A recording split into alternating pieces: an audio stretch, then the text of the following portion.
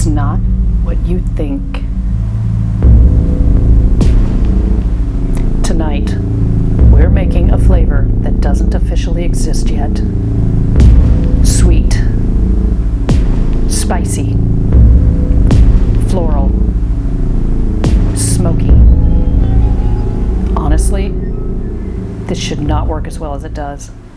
Today's upgrade trade is this, okay? Prickly pear syrup. Most people walk right by this in the specialty aisle and think cocktail ingredient. I bought it because it looked interesting. Turns out that was a good instinct. This syrup has a floral, slightly tangy sweetness that does something completely unexpected when you introduce it to heat and smoke. But I'm not making a drink today, I'm making a weapon. This is the Desert Bloom Swicy Glaze. It's sweet, spicy, floral, smoky, and it comes together in just one bowl with a spoon, no heat required. All right, so to make this glaze, we're going to need apricot preserve. This is your body, your base, your sweetness. Everything else is building on top of this. And then of course we have the prickly pear syrup. This one you're going to want to start with just a tablespoon and taste before you add more, because this is concentrated. It's a cocktail syrup. You only want a floral lift here. You don't want the whole garden taking over. So start small, a tablespoon or so, taste, and then go from there. This Calabrian chili pepper paste. If you've never cooked with authentic Calabrian chili, today is the day that's going to change. This is not a generic hot sauce, okay? This is crushed Calabrian peppers in olive oil from Italy. This is your heat. This is your depth, and it quietly acts as your emulsifier as well. This is what makes the glaze cling to everything. I know not everyone has Calabrian chili paste in their pantry, and that's okay. You can use sriracha, you can use a chili garlic sauce or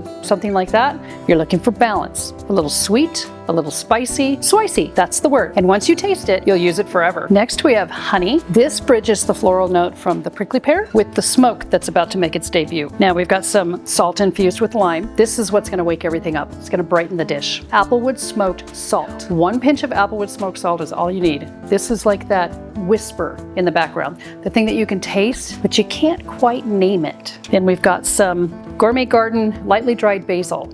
This adds an herbal back note that keeps this from leaning too sweet. And the wild card, jarred banana pepper rings. You only need about 5 or 6 rings, roughly chop them, make sure you pat them dry, don't skip that step. The vinegar tang in this is the mild heat that will cut right through the sweetness of the apricot, making every single bite land differently. Time to put all this together and let the flavors bloom. To get this started, we're going to do 3 tablespoons of the apricot preserves, and then we have 1 to 1.5 tablespoons of the prickly pear syrup.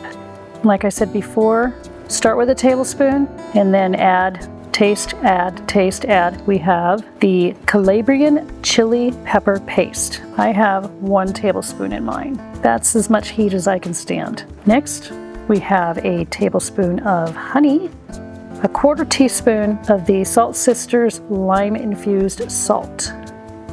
Then we have a pinch of the applewood smoked salt. Then we have the Gourmet Garden lightly dried basil, which just need a pinch of that. We're just looking for color and just to kind of keep it from going sweet. And now the rough diced banana pepper rings. I think I had 6 small rings. Now we're going to stir this up. Ooh, this is looking so good. Look at that color. That is gorgeous. That took us less than 4 minutes. Let's see. Ooh, that's really good.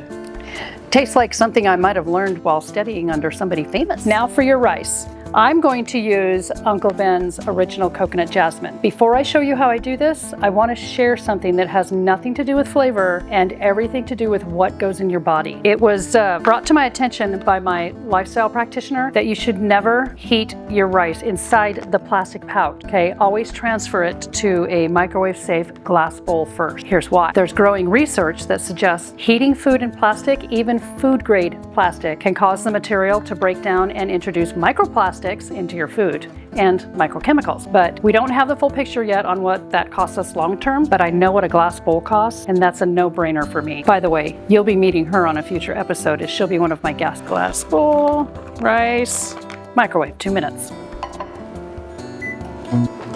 coconut jasmine rice. Now this is no accident. Prickly pear is floral, coconut is tropical. They're already speaking the same language. So the plain pouch works, the coconut pouch just works better. In goes the butter. I'm gonna kind of wait for the skim to go away, and that's your cue. This is jumbo shrimp. Thawed and patted dry, and I mean really dry. Wet shrimp just sit in the pan and steam. We need these to caramelize. Now, a pinch of that applewood smoked salt. All right, so you don't touch them for 90 seconds. When you start seeing that pink crawl up the side and it starts to curl, that's when you want to flip them over. See that? We have a nice sear on those. Look at that. All right, now we give them another 90 seconds. Okay, that edges everything. See how it's closing the gap? These are done. So, off the heat. Now we add about a 1/4 cup of the sauce to the pan. Mix that in. We're not cooking the sauce here, we're just introducing it to the shrimp. Isn't that a beautiful glaze?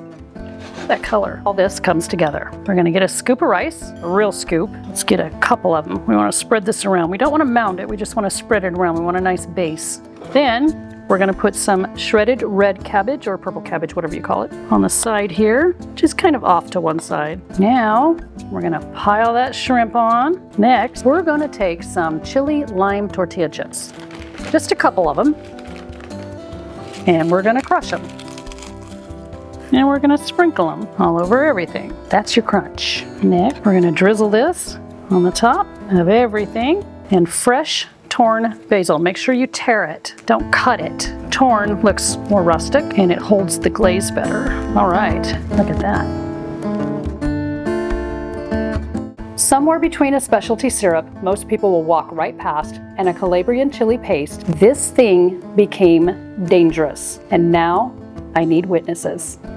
Quick note for those hosts in this room who have a shellfish allergy on the guest list. I see you, okay? I did just bare oven roasted chicken breast bites. Everything else is identical. Your guests will never know that you made 2 versions. Just take the compliment. Now, remember when I said I needed a witness? This is Barbara, everyone. She has been tasting my cooking since way before I even started my YouTube channel. And I invited her because I know she'll give me an honest reaction. Since I can't have the shrimp, you're the guinea pig. All right. Here we go. Okay.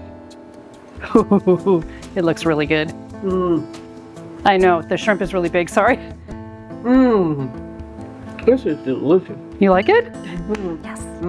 Another home run. Now it's my turn.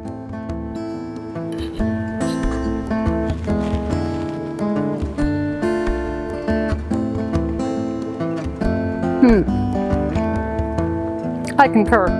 This is really good. So some people cook authentically. I cook strategically. That's not luck, that's lore.